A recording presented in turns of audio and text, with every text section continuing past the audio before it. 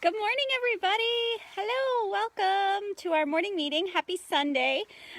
We are going to be here with Dante, our crow ambassador. So come on in and we'll say hi to you guys. He is very curious. He is sitting out with us at our new picnic table that was donated over the weekend. Thank you guys so much for doing that. Hello, where are we going? Come on in, let me know where you're from, leave a comment saying, it's okay, saying where you're from, and we will get started. This is Dante, the American crow. He is actually very, very sweet and loves people, loves to hang out, so we're going to see if he wants some treats. We're going to talk to you guys. He might say something. He actually can mimic some sounds, so good morning, Aunt Meg. Hello.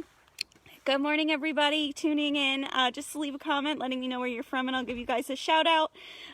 Dante, our crow ambassador, is a sweet, sweet boy, so we're really lucky to have him today. He's sometimes just a little bit picky about, when he sits with us, but he's really good, and so we'll get to learn all about him. I'll let everybody come on in. Hi, Perry in Framingham. Hello. So if you guys have ever been wondering about crows, there are a ton of them around. We see them all the time, but they are actually really amazing and fascinating animals that we don't really we don't appreciate very much. A lot of people think they're just kind of trash birds or scavengers, but they're actually really, really smart and very social and have a lot of really human behaviors. So we're gonna chat about crows and about everybody that you might be seeing out there. Crows are just one of the species that we take here at the Center for Wildlife. They are in the songbird family, so they're one of the many birds that we take every year at the center. And hi, buddy. And they are hi. Can you say hello? Hi. They are very, very smart and curious birds. And I know. It's okay. It's okay. Thank you so much, Perry, for donating. That is so sweet. We usually get about 1,200 birds every year here at the Center for Wildlife, and those are usually in several different families. We'll take care of any songbird that you could see around here. We'll take care of any raptor, so any bird of prey. We'll take care of any waterfowl. We have quite a few ducklings right now and goslings, so any bird that you could see in your area we'll take care of here at the Center for Wildlife, and that includes migratory species as well as ones that live here, and usually that adds up to about 1,200 birds every year. And all of this is done. I know, did you hear a strange noise? You're okay. All of this is done with the help of you guys and your donations, so thank you so much for donating. We really appreciate it. All of the donations go right back to taking care of our patients and ambassadors. It's okay, buddy. I know. Are you in a new spot? You're in a new place. Good boy. Hi, Maddie and Tilly and Elliot, Maine. Hello. Hi. You need to settle down a little bit. You're a good boy. Hello. Hi. Good morning, Zoe. Good morning, Jenny in Corinth. Hello. Hi. Good boy, Dante. Let's put this down and we'll focus on you for a bit. Okay, I know. Who is that? It's okay. Good job. Good boy. Hi. Do you want some treats? So Dante is a big fan of, a big fan of mealworm treats. We give them mealworms here at the center as a snack. They're a great little source of protein. Yeah. And so we'll give him those to kind of reinforce that he's being good. Good morning, Katie. Hello. Hello. Nice job. So crows are in the songbird family. A lot of people don't know that, but the songbird family, or the passerine family of birds, is a bird group that just includes perching birds. So anybody that might perch on a branch that has these feet. And so ravens are actually included in that group as well. Ravens being the largest songbird out there, which I think is a funny fact. But so crows are in that family as well. Good morning, Sarah. Hello. And these guys are really, really wonderful. We see them all the time around our roadways, and usually when we are seeing them, they're kind of scavenging in groups. You'll see them picking up food along the side of the road, and they are very, very smart birds, so they will be pretty good about avoiding traffic or avoiding people. You'll see them fly off when a car comes by. But sometimes they're either not quick enough, or they're new birds or young birds, so they might get hit by a car. They are also very impressionable. They're very smart animals, so if someone has been feeding them or finds a baby, they can easily become what we call imprinted on people. And that's what happened to Dante. So Dante was found by someone, I believe she was like a parrot breeder or something, but she found him as a baby, and unfortunately baby crows are really hard to rehabilitate because they have to learn a lot from their wild parents. And so she did not know that about crows. She brought him into her house thinking that he would make a good pet, or you know, thought that she could keep him as a pet, and that is not legal in the United States to keep crows. So you know, she eventually did give him to us, but by that point he had been spending so much time with people and not enough time with crows that he had really learned that people are his people. So he now thinks of himself as kind of a half crow, half human. He has a lot of human behaviors, and more importantly, he does not understand. You're okay, buddy. You got yourself all tangled. Oh, Dante.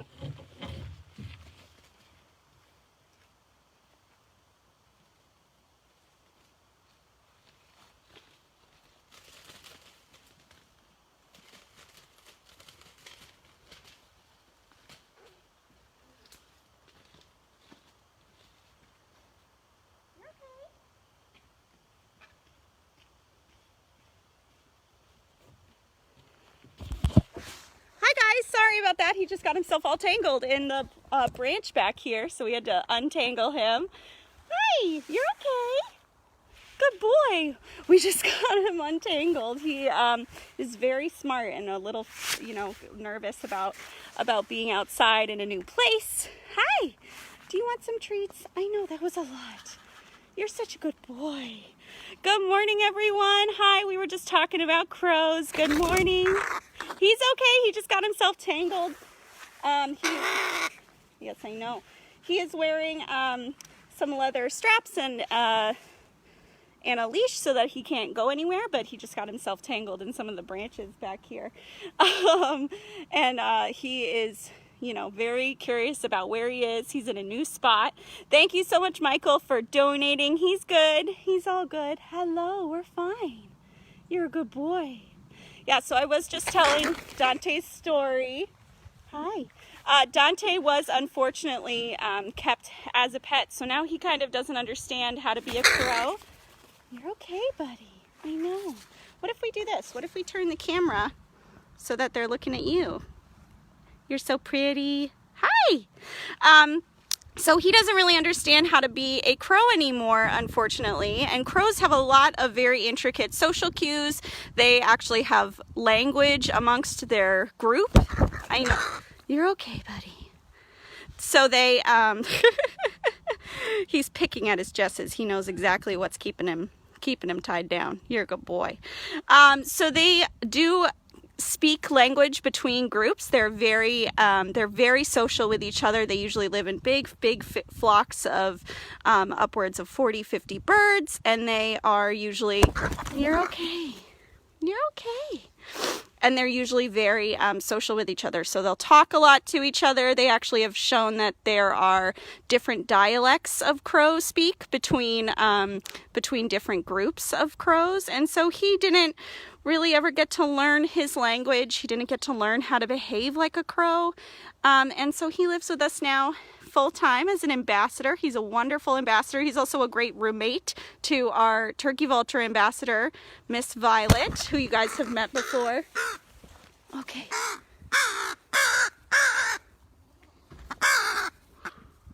Is there a raven up there? Oh, I understand. Hi. There's a raven flying overhead. There are a couple of them, and he's a little nervous about that. So we'll put you under some cover so they can't see you, okay? You're okay. So what's cool is that we have wild ravens living in the woods around us here. And Dante has taken to talking kind of like a raven sometimes. He'll speak raven, or he'll sound a little bit more squawky like a raven, because he has grown up listening to those ravens. So he does kind of have a different accent or dialect than a lot of other crows do. Hi, buddy. Hi, do you want to go inside? Yeah. So actually, guys, I think we'll head inside for a second, just because he would feel more comfortable under a little bit more cover. So ravens are known to attack crows, definitely.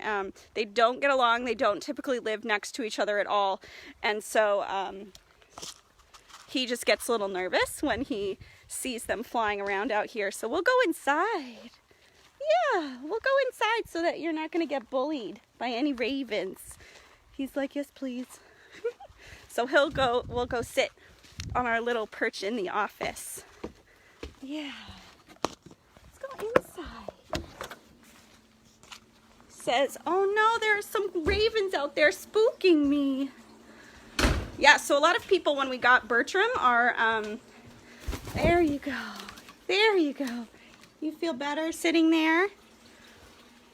A lot of people, when we got our raven Bertram, were asking us if he could live with our crow Dante, and they don't typically get along. They don't really live next to each other or near each other, and they would certainly not cohabitate in the wild. So do you feel better now that you're inside? Yeah. Yeah, you're okay. Hi, buddy. Hi, you're doing okay. Good job. Good boy. Hi. You're a good job. Nice job, baby. So we'll go into our office so that you guys can see him back there. Hi. Where are you going? As you can see, he's very intelligent. He knows exactly where we're going. He knows exactly what we're up to. I'm going to sit on this perch here. Here you go. So we have perches everywhere at the center so that we can go from room to room and just kind of know where we're going to be. You can step up there. You're a good boy. All right, thank you guys for bearing with us while we moved around. We didn't want this guy to feel any stress. I know. You're okay. Good job. Hi. So Dante is about 3 years old now. Yeah, you're a good boy. And they can usually live quite a long lifespan. They can live up to 20 years. So we're hopeful to have Dante for a nice long time. You're a good boy. Are you inside now? You feel better? Yeah. And they are certainly closely related to ravens. They're closely related. But what's interesting, there are a lot of differences that even just their size. So people don't realize that crows are actually about the third of a size of a raven. They're very small compared to them. They are usually, you know, living in different areas. So a crow would live in a more urban setting, more close to people. They are usually more scavenging birds, so they will look through our trash and our roadkill. So we do see a lot of crows around, living around us, and ravens are much more of a forest-dwelling bird. They would much rather live in a denser forest, and they are more hunting birds than these guys. Crows will hunt a little bit too. They're known to eat eggs out of nests or nestlings, but they also are very good at scavenging, very good at surviving on different sources of food. And ravens are really very carnivorous. They're very good hunters. They usually do a lot of nest raiding, but they can, you know, kill things if they need to. You want some mealworms, baby? Yeah? Do you want some mealworms? What do you think? Here you go. Nice job. Good boy. Good morning, Karen. Good morning, Marilyn. Good morning, Deborah. Hello. Good morning, Jenny. Where are you going? You're not going anywhere. Good morning, everybody. Thank you so much for your patience while we got Dante to a place where he felt a little bit more comfortable. Hi! He actually does tend to feel more comfortable indoors. I think because of those different predators that might be overhead, but he's really sweet. And what's interesting is Bertram, our raven, prefers to be outdoors. He doesn't really like being enclosed. You can see he's like bundling up his jesses. He knows exactly what those do. He gets a little aggravated at them. I know. So we can talk a little bit about crow intelligence for a little bit. Crows are very, very smart birds. They've done lots of interesting studies on there. He's collecting his leash there. Good morning, Scott. Good morning, Cheryl. Dante's about 3 now. But they've done a lot of studies on crow intelligence, and they've figured out they have about the intelligence of like a 7 or 8-year-old child, which is just phenomenal. I mean, you can have full conversations. 7 or 8-year-olds understand complex concepts. They can solve puzzles. So these guys are very, very smart. They have observed them using tools in the wild, so that's a big first indication of their intelligence. But then they also have observed all the different languages, so they use language in a very complex way. They can solve very complex problems. I think of up to like 8 different steps. So a puzzle that has 8 steps to solve it. They remember faces. There's that famous case of the crows that live at the Tower of London that will remember their caregivers. They've also done really amazing studies on campuses at universities where they'll train crows to pick up different things. And then they'll also kind of harass crows wearing a mask, and that mask will come to mean like a bad person, and the crows will actually teach their young to avoid that mask as well. So it's kind of an indication that they have a semblance of like culture, which is really cool. You don't often think of animals as spreading knowledge amongst species, or amongst generations, but they definitely do. And these guys will teach their babies that they are, you know, there are certain people that you want to avoid, certain people that are really nice, and they'll spread that down through the generations. So they went back like a year later, and they were still, the crows were still avoiding them and even attacking some of the people wearing masks. So they're very, very, very smart birds, and you know exactly what those do. So he has jesses and anklets on just to keep him safe. He is fully flighted, so we don't want him getting away, but he can certainly peck at these. We actually just changed them out this morning because he can peck them. He knows exactly what they do, so he'll try to destroy them as much as he can, and we usually go through a couple of sets of jesses every year with him because he'll just gradually over time pick at them. So very, very smart. Let's see, there were some questions. Yeah, Jen, when she visited, said Dante was her favorite. That is definitely a common thing that we hear, and it's partially because Dante will talk to our visitors. So he will say some things that he's picked up over the years living with us. They are wonderful mimics. They would mimic lots of different sounds in the wild, even the sounds of like cars or horns, things like that. But here in captivity, he's taken to mimicking what he hears around him, which is people most of the time. So he'll say words like good boy, he'll say woo, he'll say hi. He used to say something about going for a walk with somebody, or he would like insert a name. And then the other really crazy thing is that he does all of that in different people's voices. So different voices of different staff members. So he'll do my voice, he'll do our community engagement specialist's voice, Sarah. He'll do our executive director's voice. He can do a few different voices, which is really cool. He also will sometimes mimic our barred owls who live not too far away from him. We also have several barred owls in the area. And then he also will, of course, like I mentioned, mimic the ravens that live around here, which is really cool. You want that? Yum! Yes, and Perry, they have wonderful memories. They can They can remember for a long time. People, places, we have, here at the center, we have like one person do all of his medical checks because he's going to remember who the person was that was harassing him.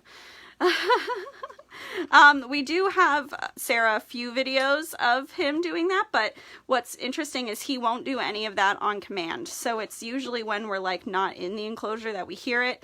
The first time we actually ever heard him saying good boy, I remember I got a text from a staff member being like, are you in an enclosure right now? It was like my day off and they were really confused. I was like, nope, I'm at home. And they were like, I swear to God, I just heard your voice coming from Violet and Dante's enclosure. And we figured out that it was him mimicking my voice, which was really cool. Bertram, our raven, does mimic a little bit too, but he does a lot more raven sounds, typical raven sounds. So he'll do a lot of squawking at the ravens that live around here. He'll also make water sounds, so like kerplunk, kerplunk sounds. And then he has been heard doing like a version of my voice in, saying like, come here, which is something I say to them all the time. So they're very cool. They're very, very cool birds to work with, but they're so smart. It's like having, you know, a dog, like a border collie. They're very, very intelligent, and training them can be tricky. So Dante, for example, we're training very slowly with. We always try to use positive reinforcement when we're training them. And it was taking us a long time to get Dante to the point where he would sit on the glove and interact with us, because he just, he's very stubborn and likes to do what he wants to do. And you can see he's very, very smart and going after those jesses. And when our education fellow started, Kristen, she was kind of a new face. She had worked with these guys before, so she went in and started just playing with his jesses, playing with him, and he had nothing but positive interactions with her, and that really, really helped. Yeah, it really helped with these guys because they will remember. So if he is on the glove once and gets stressed out, he might remember that for a while. But with Kristen, he had nothing but positive interactions. He really worked with her well, and she helped us get him to the point that he's at now. So we're really pleased with where he's at now. And he does live with Violet, our turkey vulture ambassador, who is also very sweet. She is not flighted, so he kind of can fly circles around her and get away from her if she's picking on him or anything like that. Usually that's not how it goes. Usually he's picking on her a little bit. We catch him pulling on her tail feathers or something like that, like a little brother, which is cute. So they do definitely act like siblings. And they get like sad when one of them is gone. So when Violet is off on a program or when Dante is off on a program, you can see they miss the other one. So they're very cute together. Hi. What do you think? Oh, no, not that one. Okay. Good morning, everybody. Where are you going? Dante. There you go. What are you doing? You're so silly. You flew off. Good boy. You went right back to your perch, though. You're so good. He is so funny. Come here. He's very, very interested in these jesses, and he'll sit in his enclosure with his jesses all tucked up under his feet so that we can't grab them, which is cute. Yeah, Perry, so we actually have a very strict no swearing rule around the corvids because they will definitely pick up on that, and we don't want that happening. So yeah, that is definitely something we are concerned about. Good morning, Naomi. Good morning, Cheryl. He's about 3. Good morning from Rhode Island. Hello. Thank you guys so much for all tuning in. I'm so glad to see everybody here on a Sunday morning. Please let me know if you have any questions. I'm happy to answer questions about crows. They're fascinating animals. They are really, really intelligent and very, very social. So they are great. Hello from England. Wow, that's so cool. Good morning, International. Hello. So we are really excited to work with this guy and to teach about him, because people definitely think of them as pests or you know, scavengers, and don't always appreciate them, but they are very, very smart and really, really cool. So, and they also are only interested in living near us and eating our trash because we produce a lot of it, right? If they were, they wouldn't be so numerous if we weren't making all of that trash for them to eat. So it's certainly just a response to human presence and human actions that there are so many of these guys. They're one of the species that have really done quite well in an urban environment. So very, very sweet. Hi, buddy. They've actually in some places trained them to like pick up litter and like cigarette butts and collect them and throw them in the garbage, which I think is just amazing. Yeah, so they can help us. What do you think? No, you don't want that one? He threw it. He's like, I'm not eating anymore. I'm not hungry. I just want to go back. You're so funny. I know. Yes, so Nikki, they absolutely do. So if you give them treats and we don't recommend doing this, obviously, with wild animals. We don't recommend like feeding them, but if a person over the course of a while brings a crow treats every so often or on a semi-regular basis, they've been known to give like reciprocal gifts. So they'll bring a shiny object that they've collected or something like that to the person as like a thank you. They're really into giving like reciprocal gifts to each other. They'll do that a lot as a courtship behavior. So they will definitely do that. There have been a lot of documented cases of that. It's really, really sweet. And it's just a part of their natural behavior that they do with other crows. And they kind of extend that to someone who's given them a snack, which is so sweet. Good morning from Florida, Genevieve. Hello. Cheryl, he is from around Exeter. So he is originally from New Hampshire. Hi. And then was unfortunately taken in as a baby and raised as a pet. So he doesn't really understand how to be a crow. And it's so important for them to learn from their from members of their species how to act like a crow. They have very intricate social behaviors, like that gift giving that I mentioned. Nope, we don't want that one either. They will teach things through the generations to their babies. They have a very specific dialect that they speak amongst their family group. So these guys, really need to be raised by their parents. And unfortunately, because he was raised by a person, he cannot go back out into the wild. They would actually probably ostracize him if he did go back out into his main group. They will do that if it's a crow that they don't know. They tend to not let them feed on the things that they have found or anything like that. So he wouldn't be able to eat or breed or anything like that. He would not have a very good chance of survival in the wild. Even if he could, stay away from predators and find food, he most likely would get ostracized or even attacked by other crows because they wouldn't recognize him as a member of their family. Hello, Perry. How does his size compare to a grackle? Significantly bigger. I never know what. Yes, so grackles are smaller, much smaller than a crow. They're probably about a third of the size, a quarter of the size of a crow. They're not very big. Where are you going? They're not very large. Grackles are probably about the size of like a robin, more so than a crow. And crows can appear quite large when you're seeing them. You're a good boy. When you're seeing them flying, they can appear very large, but when they're sitting like this, they can look smaller. So he's about, I'm not sure what kind of reference point I could use for him, because usually I would say about the size of a crow. He's like half the size of a red-tailed hawk. He's about the size of like a broadwing hawk or something like that, but he is a lot bigger than a songbird, a typical songbird, like a robin. He's like 3 robins. Hi, what do you think?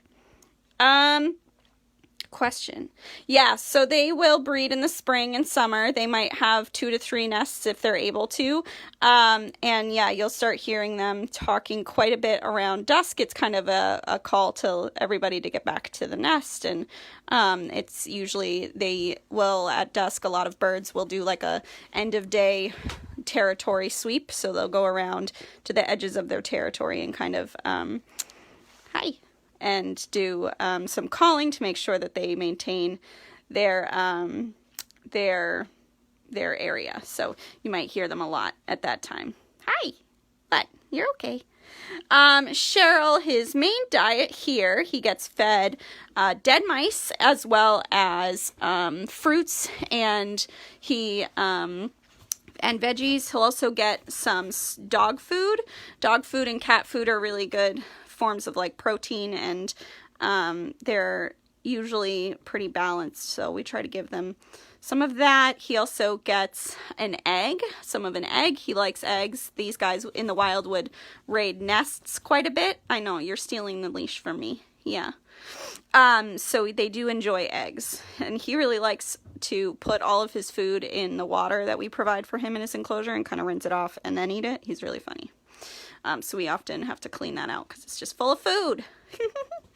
Yeah, Genevieve, a lot of people think that they make good pets because they are so smart, and there are species of crows that it is legal to have, not the American crow, but like a pied crow, an exotic species, but they are a lot of work. They are very, very smart, and they will, you know, do destruction if they're not trained properly. They are hard to train, so we certainly don't recommend them to, as a pet to folks. There are certain species that are legal to own, but these guys are not. American crows are a native species, so they're not legal to own as a pet. There are very few species of birds that are legal to own, but they are very, very sweet, and you can probably see them very often in your backyard or in a town because they are so common around us. Good morning from California to Justin. Hello.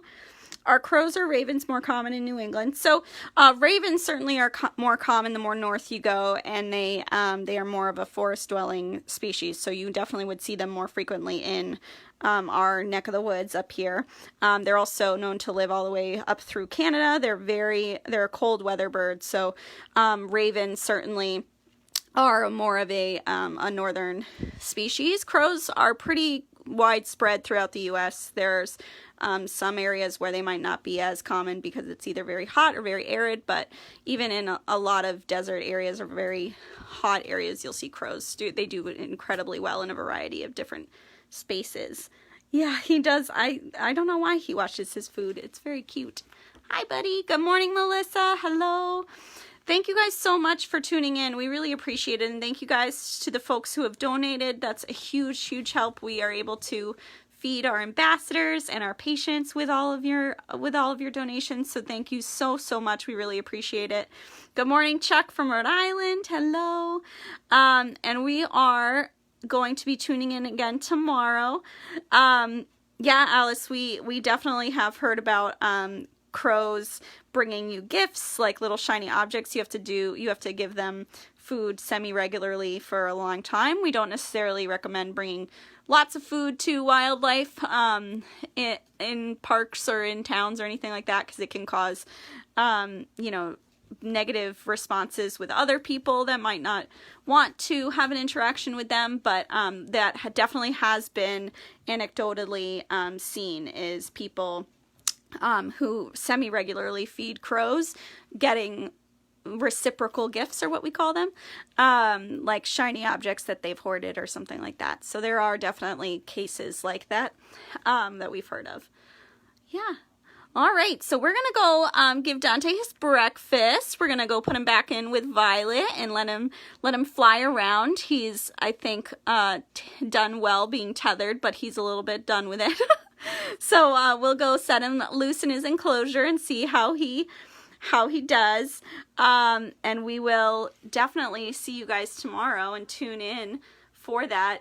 Kara, I did also see that video. I'm not sure how common that is, but I have heard that as well, about them seeming to be mourning for other crows. I've heard of that too. Good morning, everybody. Thank you so much for tuning in, and we will see you tomorrow. Have a great rest of Memorial Day weekend.